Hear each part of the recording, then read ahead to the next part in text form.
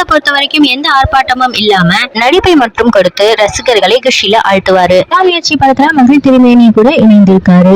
ஆனாலும் இன்னைக்கு வரைக்கும் படப்பிடிப்பு முடிஞ்ச பாடில்ல. படம் ஆரம்பத்துல இருந்தே ஏதாவது ஒரு பிரச்சனையை சந்திச்சுக்கிட்டே இருக்கு. அதனால அஜித் அதிரடியா அவரோட அடுத்த படத்துல கமிட் ஆகி அதுல கவனம் செலுத்த ஆரம்பிச்சிருக்காரு. இந்த வகையில அவரோட தீவிர ரசிகரான ஆதிக் ரவிச்சந்திரன் கூட்டணியில இணைஞ்சிருக்காரு. ஆதிக் ரவிச்சந்திரன் இயக்கத்துல கடைசியாக வெளியான மார்க் ஆண்டனி திரைப்படம் வெற்றி அடைந்தது. அதே போல அஜித்தோட கூட்டணி வச்சிருக்கிற குட் பேட் அக்லி திரைப்படமும் வெற்றி பெறுவதற்காக மொத்த டீமும் முயற்சி செய்துட்டு வராங்க. அந்த வகையில இந்த படத்துக்கான ஆர்டிஸ்டுகளை தேர்ந்தெடுக்கும் பணி தீவிரமாக நடைபெற்று வருது. இப்பொழுது அஜித்துக்கு ஜோடியாக அக்கட தேசத்து ஹீரோயினாக 22 வயது ஹீரோயினை கோர்த்து விட்டிருக்காங்க. அவர் வேற யாரும் இல்ல, காரம் படத்தில் மகேஷ் பாபுவின் அதிர்ஷ்ட தேவதையாக நடித்த ஸ்ரீலீலா தான் அது. இதுவரை தெலுங்கு கன்னட படங்களில் மட்டும் நடித்து வந்த அவர் தன்முறையாக தமிழ்ல அஜித்துக்கு ஜோடியாக போறாங்க.